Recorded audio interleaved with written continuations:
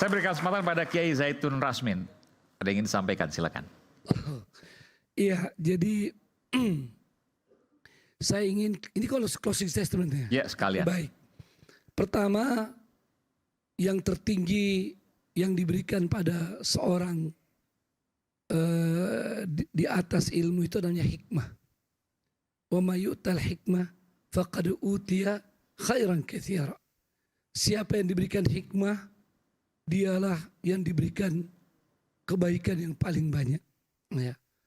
Jadi ini lebih mendalam, lebih tinggi daripada ilmu. Dan ini yang banyak kita kehilangan. Hampir semua level kehilangan kita.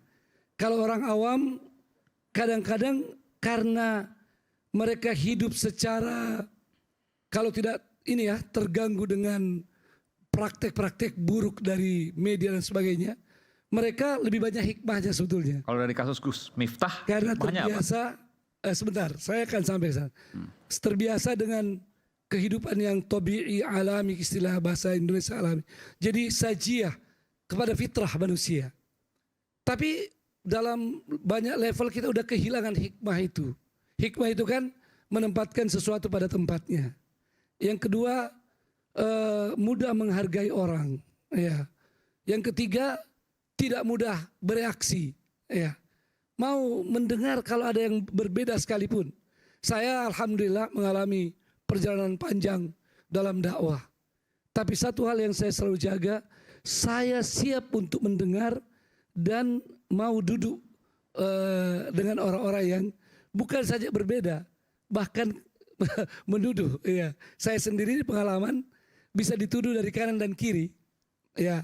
Orang sering menganggap saya alumni Saudi, wah ini Wahabi. Ini orang-orang yang alumni Saudi, Yaman, menuduh saya ini ahli bidah. Harus begitu. Terus yang sebelah lagi menganggap saya ekstrim dan sebagainya. Tapi itu semua alhamdulillah saya jawab dengan senyuman. Dan saya sering sampaikan pada teman-teman di Wahda, kalau orang bersalah pada kita, jangan kita bersalah pada mereka. Ini kami berharap yang namanya hikmah itu. Ya. Nah, kalau lihat hikmah dari tentu yang pertama Nabi kita Muhammad SAW. Bagaimana berhadapan dengan orang yang sebetulnya Nabi SAW mengatakan itu buruk. Tapi Nabi bisa tersenyum. Sampai Aisyah heran. Ya. Begitu juga Nabi SAW sangat memahami bagaimana keadaan orang-orang itu sampai antum a'lamu bi umuri dunyakum. Dalam konteks pembicaraan kita, sesungguhnya ada yang sangat menarik dari Imam Malik. Ya. Imam Malik karena punya karya yang luar biasa, Al-Muwatta. Itu penguasa saat itu, ya, khalifah minta untuk ini dijadikan sebagai patokan satu-satunya untuk dunia Islam. Coba lihat hikmah seorang ulama luar biasa. Beliau bilang jangan, ya. Padahal kalau kita, apalagi kalau jadi proyek, senang banget. Imam Malik melarang, jangan, ya. Sebab ilmu ini sudah tersebar dan tentu akan ada perbedaan-perbedaan dalamnya. Tadi banyak telepon saya lihat, Kiai. Iya, ini ada telepon dan informasi. Ini sekalian saya mau bicara hikmah di MUI. MUI terkadang kelihatan begitu kencang pada masalah tertentu dan terkadang seperti diam pada masalah lain. Ini semata-mata hikmah. Kalau MUI tidak dengan hikmah, mungkin banyak persoalan besar terjadi di negeri kita ini. Ya tadi kalau Mas Aiman, saya sambil berlangsung ini banyak telepon, banyak WA, itu melaporkan. Saya di NTT, saya sudah tidak mau menyebut nama, ya, saya disebut tempat tertentu. Ini masjid saya sudah 21 tahun tidak diberi izin, ya, di beberapa tempat, ya. Tapi MUI selalu mencoba menyelesaikan ini dengan penuh hikmah. Selalu tentu mengacu juga pada peraturan sambil melakukan pendekatan. Ini berapa yang MUI lakukan pendekatan. Beberapa penceramah yang dianggap nyeleneh, orang tidak tahu kalau MUI memanggil mereka, mengundang mereka. Ya, mengundang mereka, mengingatkan, ya, untuk mereka tidak boleh seperti itu. Nyeleneh seperti apa misalnya? Ya, Kan kita nggak sebut nama. saya menghindari untuk mengangkat. Nggak, misalnya apa? eh di antara contohnya misalnya ya ada, tapi ini akan ketahuan, tidak usah lah saya contoh. Nggak apa sih kita ciri apa? Misalnya saya apa? begini, Mas Supaya Aiman, ini jadi pelajaran di juga. antara hikmah yang saya ajarkan pada murid-murid, kita itu kadang-kadang tidak mau menggibah satu orang, Oke. tapi sering mudah menggibah satu kampung, satu suku, satu negara, satu bangsa. Makanya hati-hati betul mengangkat contoh, karena bisa terarah ke. Iya, jadi saya ingin seperti itu. Nah, ini persoalan hikmah yang sangat penting. Maka bagaimana menyelesaikan persoalan kita ini? Tentu sangat mendasar pada persoalan tadi etika dan hikmah tadi itu. Dan ini tidak bisa instan. Harus melalui pendidikan yang kuat. Ya. Pendidikan dimulai daripada pencerahan. Ya, lalu kemudian ditanamkan bagaimana sikap-sikap seorang muslim, seorang manusia terbaik. Lalu kemudian baru ilmu. Makanya para ulama mengatakan, saya belajar adab 20 tahun, baru belajar ilmu. Oke. Adab dulu, dahulu ilmu. Nah, Baik. dan ini silsilah dalam Quran diajarkan.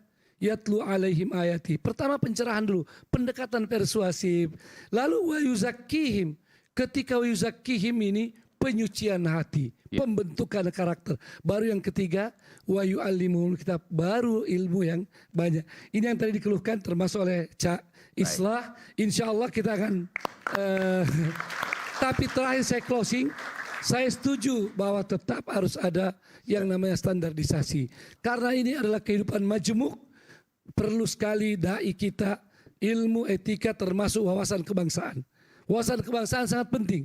Jangan terjadi kita mudah mengkafirkan, mudah membid'ahkan, mudah menyesatkan, atau juga mudah menerima hal-hal yang sudah melanggar agama, melanggar etika kebangsaan.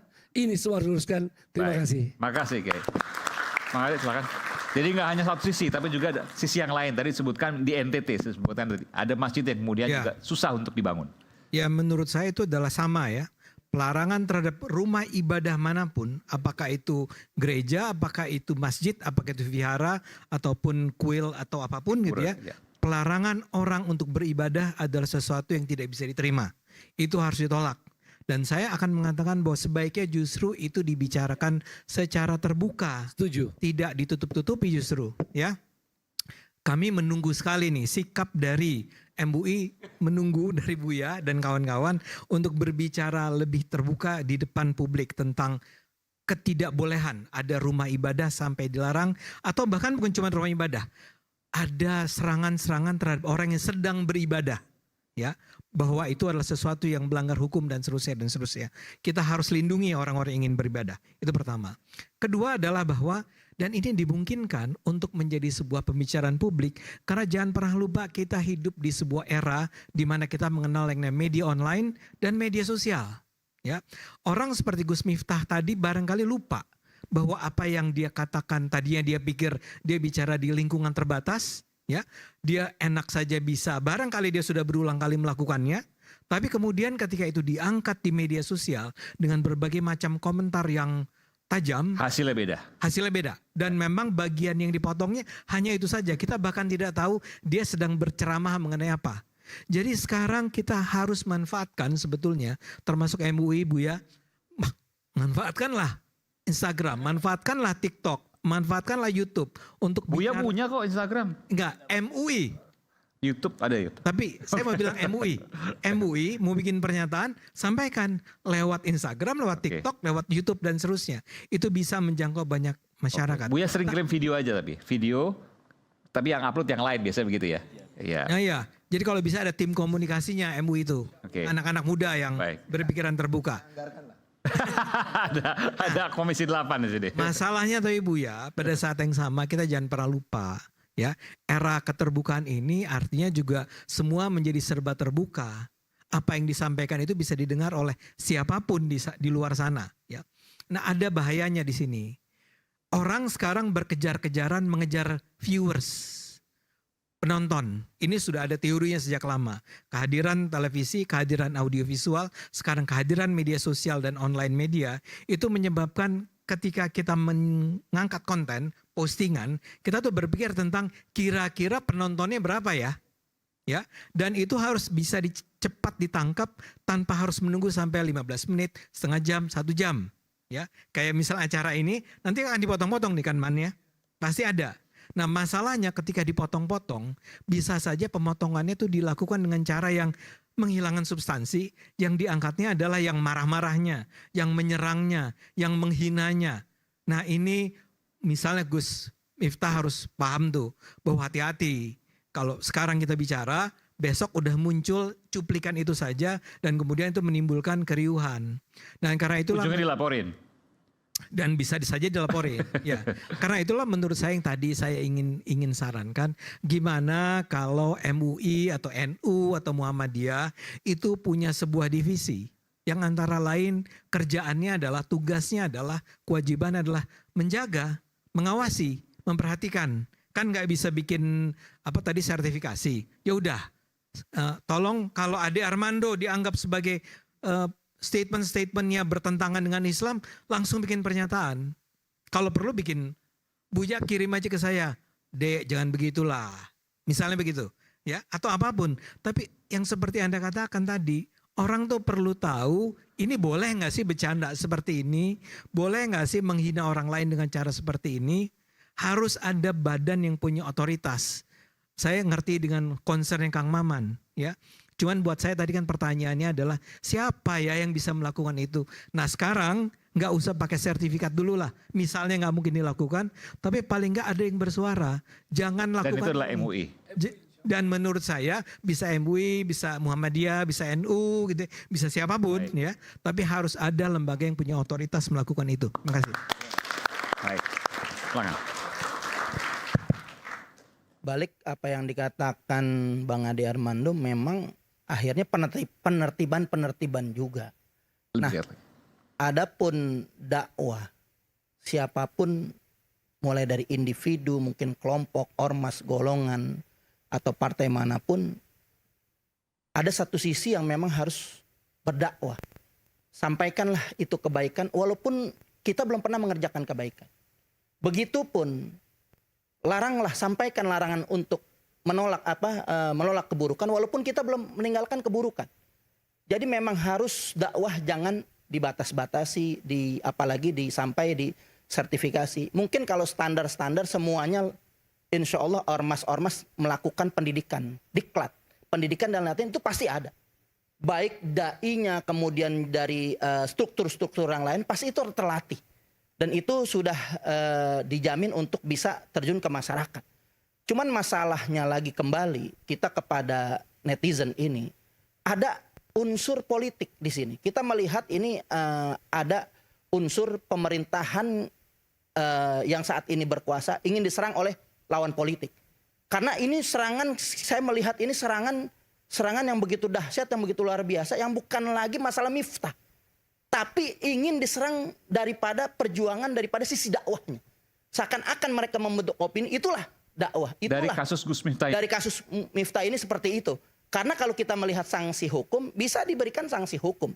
Begitu juga kita melihat daripada dakwah itu, yang paling berat itu diberikan sanksi sosial. Sanksi daripada masyarakat ini sudah tidak mempercayai. Karena memang kita melihat, ada unsur-unsur digeser untuk ada pemisahan-pemisahan agama yang untuk tidak sampai seluruh urusan ini diurusi dengan agama. Padahal Islam itu sudah menyatakan ya ayyuhalladzina aman udhulu fisilmi kafah.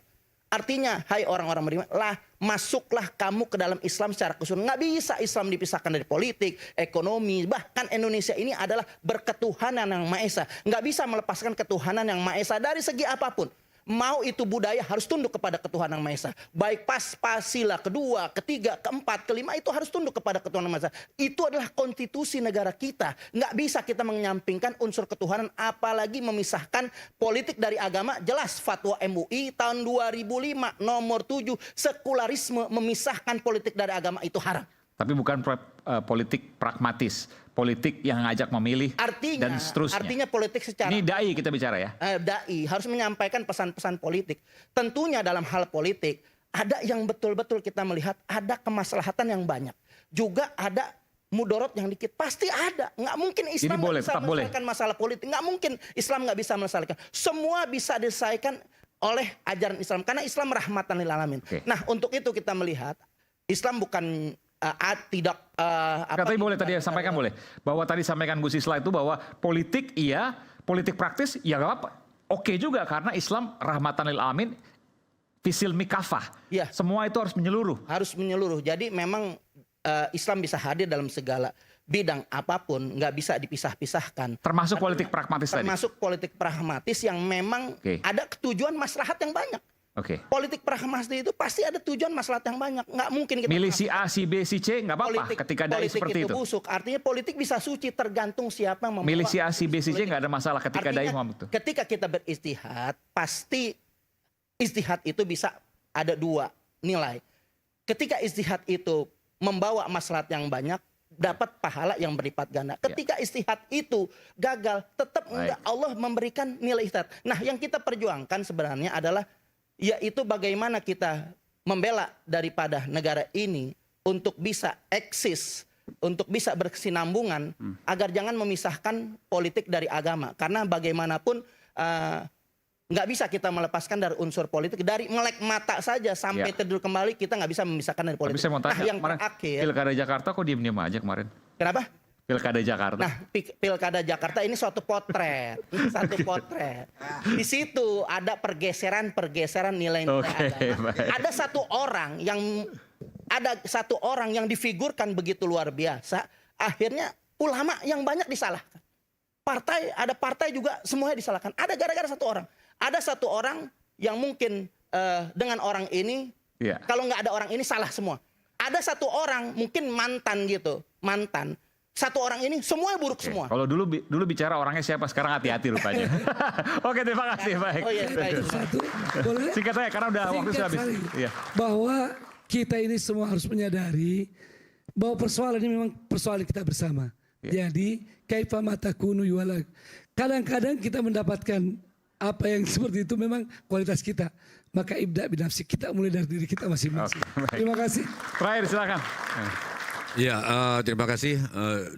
Entah itu bersertifikat, entah itu standarisasi, tapi saya melihat Cak Islah, dai sudah benar kalau misalkan umat Islam di Indonesia itu punya adab.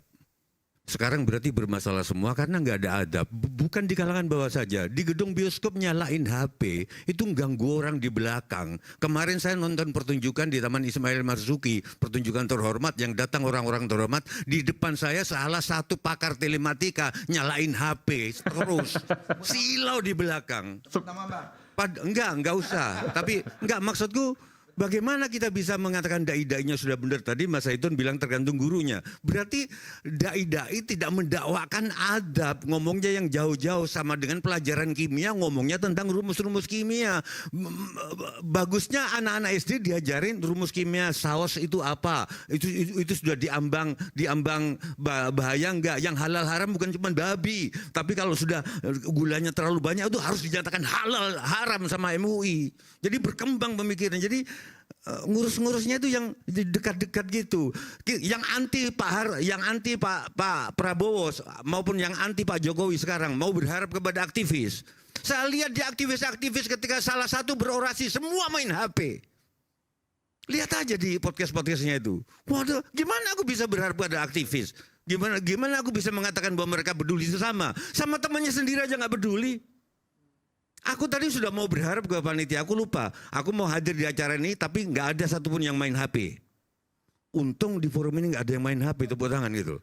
Jadi maksudku, Indonesia darurat HP. Korea tidak mengatakan negara Islam, tapi aku nggak pernah nonton teater di Korea yang orang nyalain HP. Australia tidak mengaku negara Islam, nggak ada MUI-nya. Tapi kalau begitu kita nonton teater, bahkan saya lepas. Karena akan mengganggu. Di dalam Islam nggak boleh mengganggu orang lain. Di sini nyalain HP, bahkan sosialita. Di mana MUI ada nggak sih di Indonesia ini? Kenapa nggak bikin fatwa? Nonton bioskop, nonton nggak boleh nyalain HP, di dalam acara-acara ceramah nggak boleh, di dalam sidang MPR nggak boleh main HP. Mana fatwa MUI? Itu ada, Pak. Akad nikah itu sangat sakral. Bahkan Menteri Agama waktu masih jadi itu, teman saya juga waktu masih jadi mubalik, menghadiri akad nikah itu pahalanya sama dengan membangun masjid. Masuk akal Mas Adi, walaupun agak, bukan ateis kan, agak-agak berjarak gitu terhadap agama. Kalau dia punya anak dan anaknya itu soleh, sama dengan masjid, masuk akal. Dia acara yang sakral, akad, semua main HP. Nggak ada akad nikah yang sakral lagi sekarang. Itu maksudku, mana dai-dai yang langsung nyangkut omongan sehari-hari, bapak-bapak sebaiknya gini-gini, jangan membuang sampah di jalan. Gus Islam besok mau ke Jepang. Di Jepang nggak ngaku agama Islam, nggak ngaku apa, tapi kampung-kampung sangat bersih di Kyoto, di Tokyo. Hilang HP, pasti ketemu. Karena sejak kecil dilatih bahwa kita nggak boleh menyentuh barang yang bukan milik kita. Itu sangat Islam. Mana dai kita masihnya bicara gitu. Yang terakhir, tolong panitia-panitia pengajian bilang strict, jangan melarang pedagang ST masuk. Jangan, karena saya setuju Gus, jangan mendramatisir kemiskinan terus minta dikasihani. Kalau enggak mereka terus bertahan miskin. Enak jadi orang miskin dikasihani. Dibikin pagar, kalau mau jualan di sana, nanti yang butuh bisa minum ke sana. Kalau enggak ganggu acara. Udah deh, kita jangan sok romantis-romantisan. Orang miskin kadang-kadang juga perlu diajari etika juga. Jangan gitu loh. Kita ada di suatu negara yang kalau jarak pejalan kaki kita bersepeda, yang salah yang naik sepeda, Pak Buya, bener gak? Kalau orang naik sepeda diterpa sepeda motor, salah atau bener, yang salah sepeda motor. Sampai kapan bangsa kita kayak gini, Aiman? Terima kasih. Baik, luar biasa. Refleksi untuk kita semua sangat dalam ya. Baik. Dan pemirsa, agama, kerukunan, dan kemanusiaan termaktub dalam Pancasila, dasar negara kita. Seorang dai berangkat dari panggilan hati, menyebar kebaikan, meluruskan, dan mencerahkan di jalan kebenaran. Setelah Sun Haji dan Suyati, semoga tak ada lagi lisan yang bablas. Saya Aiman Wicaksono, sampai jumpa di Rakyat berikutnya, Rakyat Suara berikutnya. Terima kasih.